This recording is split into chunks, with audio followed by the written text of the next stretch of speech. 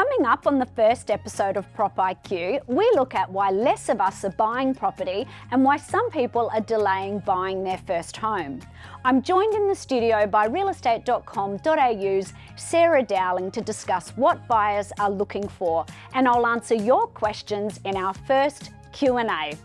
This is Prop IQ.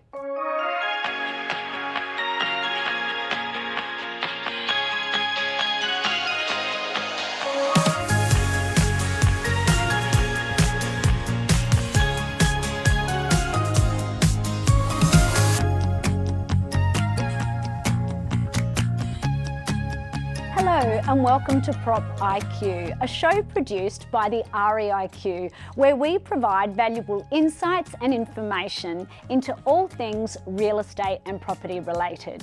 I'm Antonia Mercarella, CEO of the REIQ, and I'm thrilled that you've tuned into this series where we're going to take a deep dive into the real estate industry, trends, news and insights. Whether you're looking to buy, sell or rent, our show will help you to make better informed decisions. But before we get into it, you are very much a part of this show. So if you're watching right now, please jump into the chat and make sure you comment and ask questions along the way, because we really want to hear from you. And a little later, we're going to have our Q&A segment, where I'll answer your questions and explain how you can get involved in future episodes of our show. In this episode, we are focusing on first home buyers. Buying a property for the first time can be extremely daunting.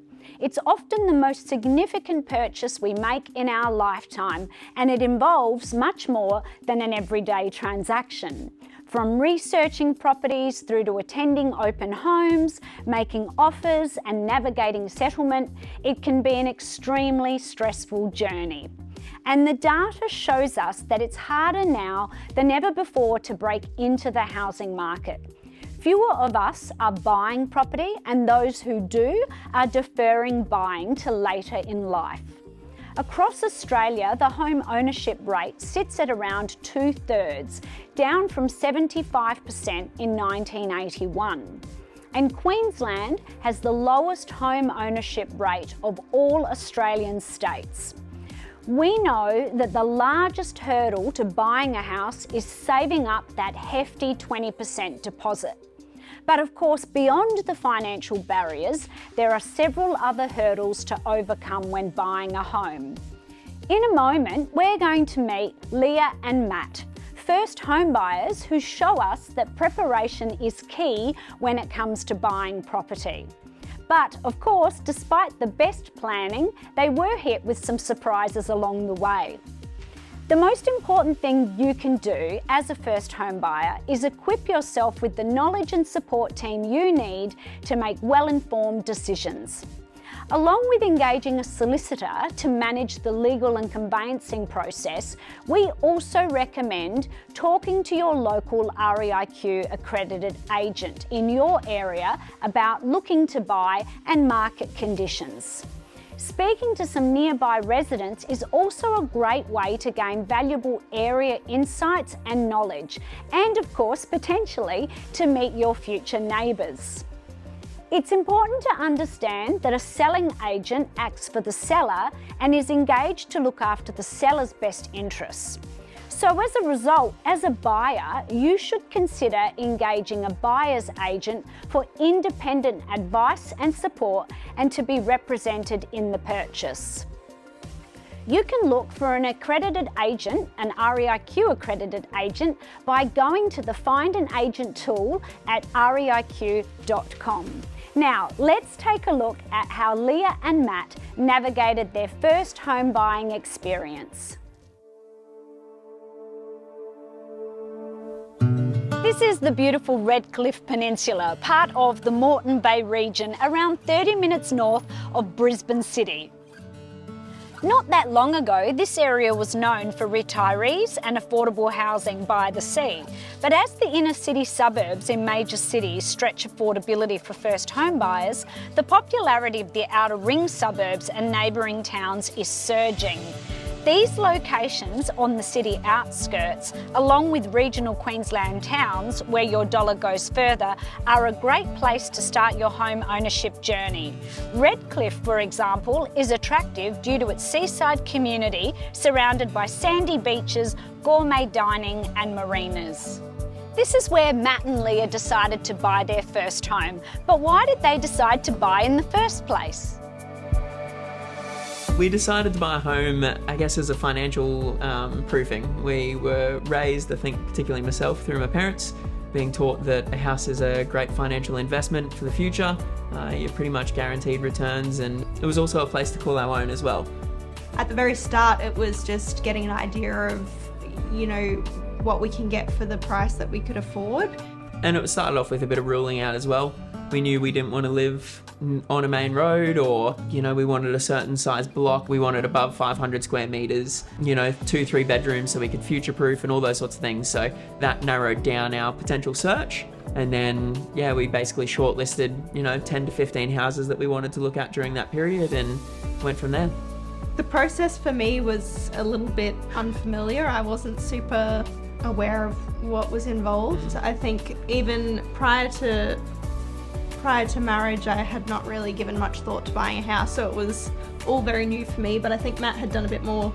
Yeah, I think I had a bit of a ballpark of an idea, but I spent a bit of time talking to a broker and getting my head wrapped around the finances and what banks would be looking for and all those sorts of things. So once we were in that place of starting to get our ducks in a row, we went to the mortgage broker. He basically confirmed what we had saved and what we were building up in regards to job rapport and all those sorts of things. We're ready to go. And then so during that process, we were starting to look at the market just to see what was reasonable, what was unreasonable at the time, and what we would sort of get for our dollar. Within that process, we had a broker who recommended a solicitor to us. They work hand in hand, so made that whole process very simple and easy for us.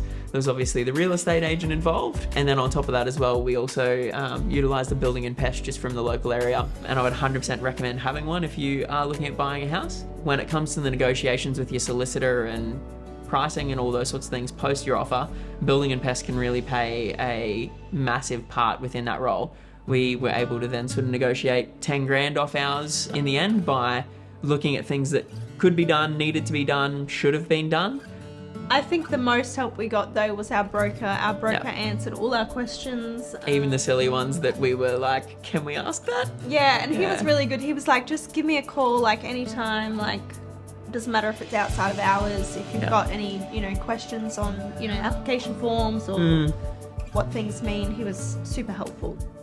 As Matt and Leah found, buying your first home requires finding the right people: mortgage brokers, real estate agents, solicitors and pest and building inspectors. They ticked all the crucial steps in the process and they knew the area they wanted to buy in. But the one thing that was missing was the home itself. How did they know when they had found their dream property? So once we'd found a few places that were meeting the criteria that we were after, we went to a couple of open homes and had a look at them. I think we settled on this one, because it was, for the price, it was in a lot better condition than a lot of other places that we'd seen for a same or similar price. Yeah.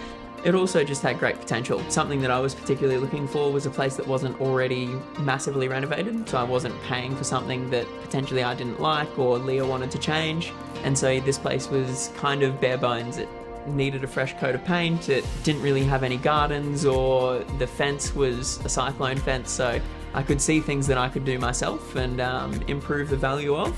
And then I also knew that it had great potential in regards to its structure and what was already existing to be able to build upon and make an offer on it. Don't bother waiting around, because if it ticks those boxes that those other ones hadn't met, it'll get you ahead, and so that way you don't feel so overwhelmed and drowned of what happens if something else, or what if, or so on and so forth. And so when I had that sort of nestled in my head of, all right, we've got a great pool to look at, and when we came to this one, it met all of our criteria. I could sort of say comfortably, look, it may not be perfect, or it may not have this or this, but it ticks everything else in all the other circumstances, and we haven't seen anything else that matched, so why not put an offer on it?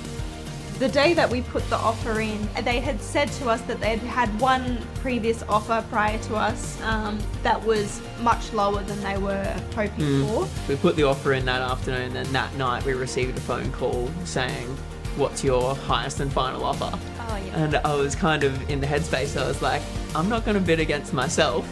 So we sort of took a step back and said, look, if she can come to us with a figure that she wants and would be happy to settle on, maybe we can meet her halfway, but I'm not just going to bid against myself considering there weren't any other offers in the pool at the same time. So I think it was maybe 2 or 3 days later, the real estate called us again and said, look, she'd be happy to settle on this figure.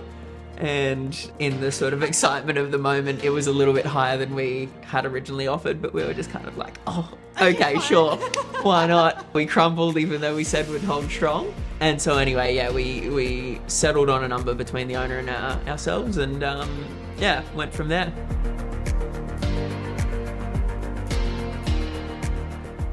So Matt and Leah decided this was the home they wanted, but what happened after they put in their offer, and what can we learn from their experience?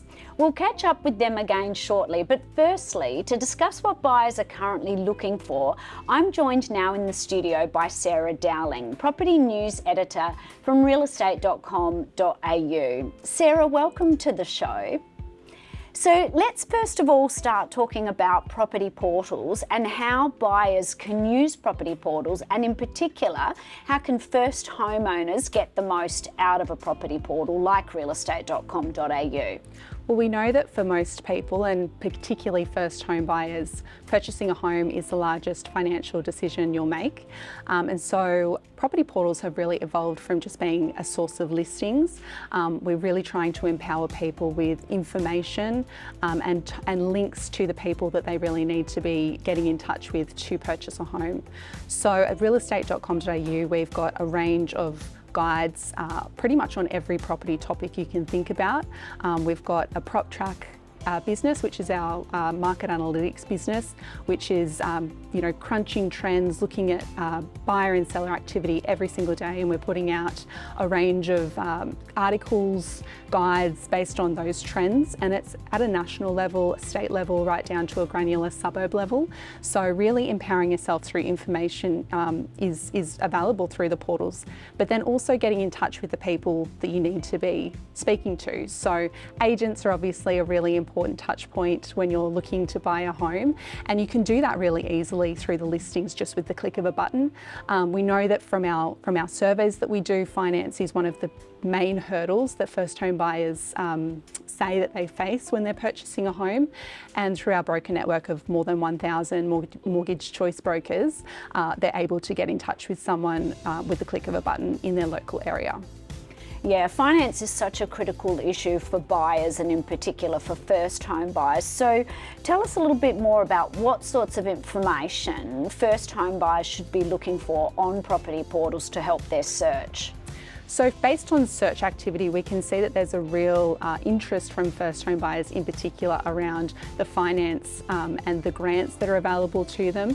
So in terms of finance, how much can they borrow, all of those sorts of sources of information. But then on the help side, what government grants and incentives are they eligible for, what's available in their state, what's the stamp duty cap, those sorts of information. That sort of information is highly sought after from first home buyers, and I think that really talks to the environment we're in at the moment, where property prices are rising so rapidly, particularly in Queensland. And so you really need to be working front to back, not back to front. There's no point starting your search and finding your dream home to know that you cannot afford it in that area or that particular property. You really need to be working out what it is you can afford, where you want to live, and if the two don't match up, what's the compromise? Do you need to look for something smaller, or do you need to be looking further out? Yeah, I think that's a really important point. And what we know is that state and federal governments are constantly revamping the type of support and grants that are available. So I think keeping up with that information is critically important.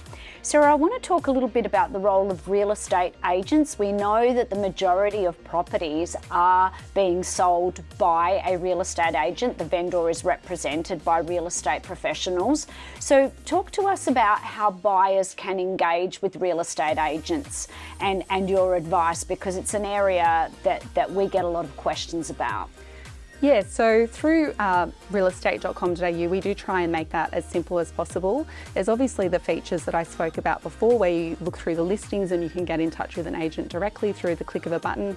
We've also got other features such as the My Property dashboard, and it allows property owners to track their home, but it also allows buyers looking at particular homes, particular areas, to save properties and track properties that they're interested in. And so what that opens up is comparable sales in the area.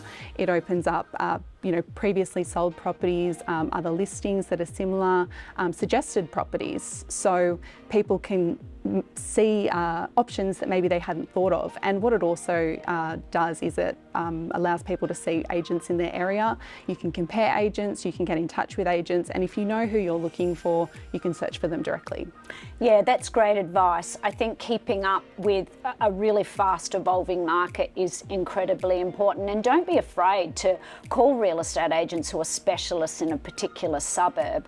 I want to talk a little bit about the trends that you're seeing. We know that when we're buying property, we often have a wish list. What sorts of trends are we seeing emerge? What are people searching for, and what's on their wish list?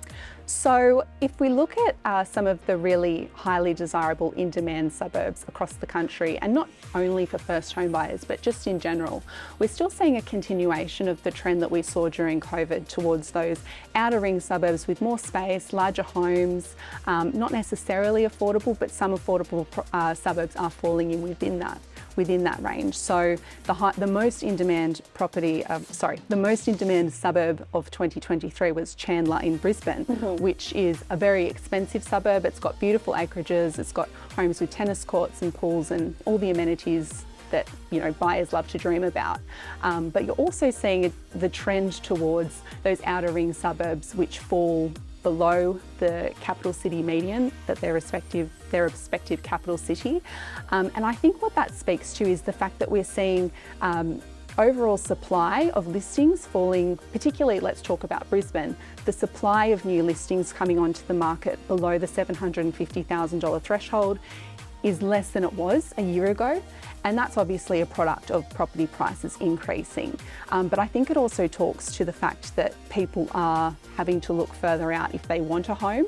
And that $750,000 threshold is quite important, because when you consider for first home buyers that the first home grant, the home guarantee scheme, yes, is a cap of $700,000 in Brisbane, Sunshine Coast, Gold Coast. It means that if someone wants a house, they're having to look further out. Yeah, I think that's really important. That's where, again, that research is so imperative, to understand what those caps are and what the eligibility looks like. And Sarah, we know that also we have seen as a result of the pandemic that people are looking for more space, as you've mentioned. But what kind of property attributes are people looking for? Because we're seeing some interesting things, aren't we, in terms of people looking for garages, for example, and other things. What's on that wish list that we're seeing? Yeah, so some really interesting trends, and I think playing into the affordability angle, we've seen a really big increase in people looking for properties with granny flat potential, dual living potential. Then there's also the dream home fixtures, people wanting, garage, they wanting home office.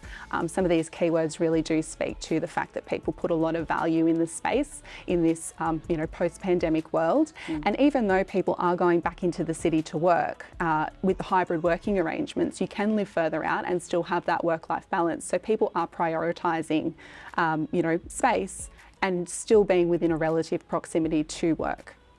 Yeah, fascinating. We'd love to know more about what you're looking for and what your wish looks like. So thanks for joining us today, Sarah, and sharing those really valuable insights with us. Thanks for having me. It's time now to check in back with Leah and Matt, who are currently buying their first home. They've just put in an offer on a place in Woody Point, just north of Brisbane.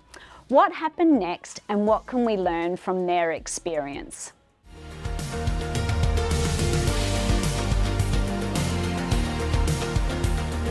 So anyway, yeah, we settled on a number between the owner and ourselves, and went from there. It was very exciting. Yeah. But it was also kind of like, oh, have we made the right decision?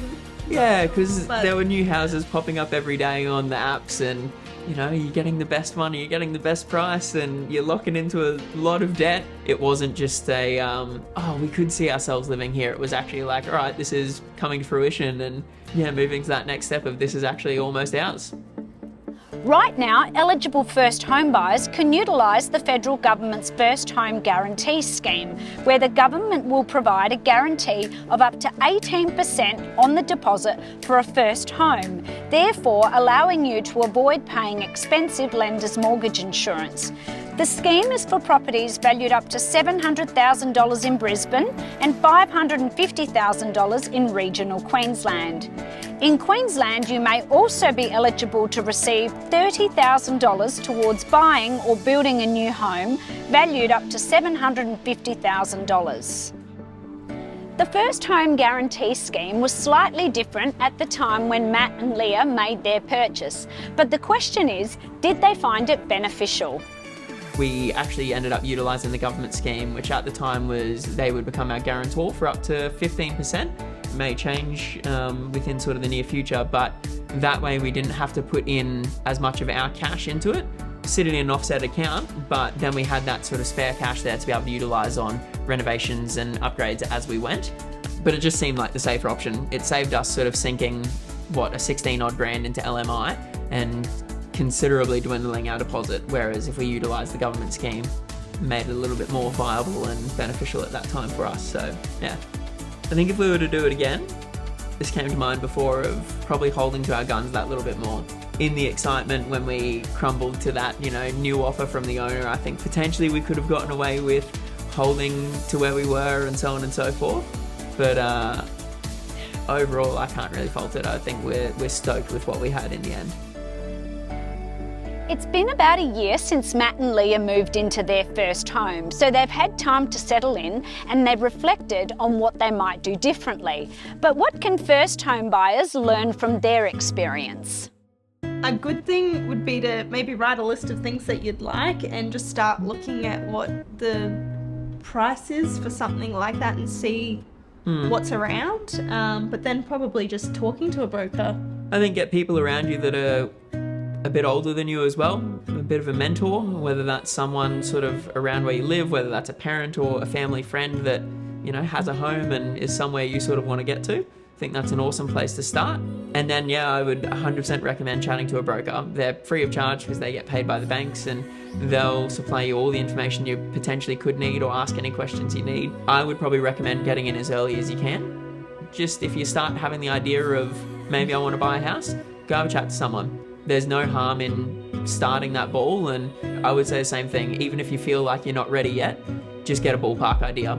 Chat to a broker, figure out what it is that you may need to get or do to be able to tick those boxes and go from there. I think it's your best bet. And what's the takeaway for real estate agents?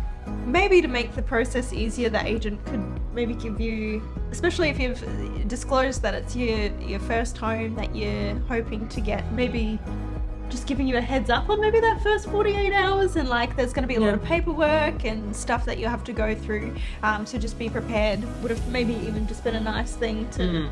It's fantastic. It feels really good to be in our own place. It's fantastic to make this house a home and make it our own as well. It's really, really good.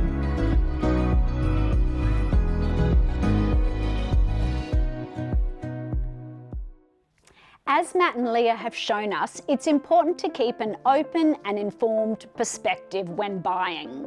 Remember, it's called a property ladder for a very good reason, and the first purchase is often just about getting that all-important first foothold. You should, of course, have your list of non-negotiables ready. These are things like budget, block size, suburb and property style, all important factors, but equally it's also important to be flexible. The first home we buy is not necessarily going to be our forever home in our preferred suburb. As Matt and Leah are demonstrating, it's always a great idea to buy a house with good potential and chip away at renovations when your budget and time permit. We all know that rising house prices are creating stress and disillusioned first home buyers are losing hope. It's true that the pathways to home ownership have become more challenging. But if you are prepared to be flexible and adapt your expectations, this will expand your prospects for success. And remember, there are always more affordable options if you are prepared to adjust your expectations when it comes to things like property size, attributes, or suburb. For example, we know that buying an apartment or a townhouse instead of a freestanding house is usually less expensive. And of course, looking at suburbs further afield tend to offer greater affordability. And this is why research and staying well informed is so important when it comes to buying a home. And now this is the part of the show where we want to hear from you. We've just seen how a young couple broke into the property market and purchased their first home. And Sarah from realestate.com.au has given us an insight into what buyers are looking for. No doubt you've got some questions, so make sure you post them in the chat so we can help you out. In the meantime, however, we've had some viewers already submit some video questions, so let's take a look. Hi REIQ. My question is, when submitting an offer, what do I need to include? That's a great question. When you are making an offer, you will need to include a range of information. The first is price. What are you prepared to pay for the property? And of course, attached to that is the question of deposit. Whilst it's not mandatory to pay a deposit, it's usually required under the contract terms. And it can be up to 10%, but it's usually negotiable. And of course, you need to think about if you're going to make the offer subject to certain conditions. Commonly, we see that people will make their offer subject to finance. In other words, you are making the offer subject to being able to secure the necessary loan. And of course, you might also want to make the offer subject to a building and pest inspection to make sure that there are no nasties that you discover later on. And finally, you'll need to think about the settlement date. Make sure you're realistic about this to leave yourself enough time to be ready to engage a solicitor and do all the necessary things before settlement date rolls around. Now, let's move on to our next question. Hi REIQ, my question is, what is the best way to negotiate a price and should I disclose my budget? Also, who do I conduct the negotiations by and when can they end? The answer to this question will depend on the way you are buying the property. If you are buying a property at an auction, it will mean that you are making offers in a public forum, and of course, you won't be able to do that in a discreet or private way. That's the way an auction system works. If you are buying a property, however, in a private treaty situation, then of course you can negotiate privately as a general rule. This will mean that you can decide what you want to offer, and there may be a process where the parties go backwards and forwards. Having said that, in very competitive markets, it's important to understand that you may only get one shot at putting your best foot forward. So make sure that you keep the lines of communication open with the real estate agent to understand what the market conditions look like so you don't miss out. But as always, when you're determining the price to offer, make sure you're very clear on what your maximum budget is so that you're not going in higher than you can afford to pay. Now let's move on to the next question. Hi REIQ. My question is, when do I need to take out insurance on the property? Great question. Insurance is so important when it comes to property. What buyers often don't understand is that the risk in the property will often pass to them at the time that they sign the contract rather than at settlement. Now, what that means is that it's really important that you have insurance to protect yourself in the event that something happens to the property between the time that you sign the contract and when you settle on it. So make sure that you take a look at the fine print in the contract to understand when the risk passes and to ensure that you've organised insurance to provide yourself with that all-important cover. Now let's move on to the next question. Hi REIQ. My question is, what is the most important thing I need to know about the auction process? Auctions. It's good to see this question in the mix. We know that the auction process can be very daunting and is quite a unique way of buying. It's really important that when you attend an auction, you are well prepared. When we buy at auction, we don't have cooling off rights, and of course you won't be able to do all of those normal due diligence things like having a pest and building inspection or getting your finance in order. So make sure you've got all of that sorted before you go along to an auction to bid. And of course, when you do attend an auction, you'll need to bring along identification, because there will be a registration process that you will need to go through. But I'm glad to see that you've asked about auctions, because we will be covering this topic in a future episode. So stay tuned for more information on that. Some really good questions in there, and don't forget to keep posting yours in the chat so we can respond to you. And if you want to be part of our Q&A segment, or perhaps even appear on the show in future, make sure you follow us on social media and keep an eye out for the topic of our next episode, which will be posted on our Facebook and Instagram accounts. And it will of course have the links and instructions on how you could submit your own video.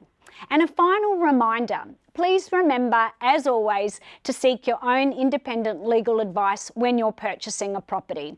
Every property transaction is unique, so the answers and information we've provided today are only for general information. You should always seek independent legal advice that is tailored to your specific needs and circumstances. And that brings us to the end of the first episode of Prop IQ. I hope you found it informative. We certainly appreciate you tuning in and joining us on Facebook Live. To tune in to our next episode, be sure to follow us on social media and make sure you subscribe to the REIQ What's On newsletter at reiq.com/what's on. See you next time.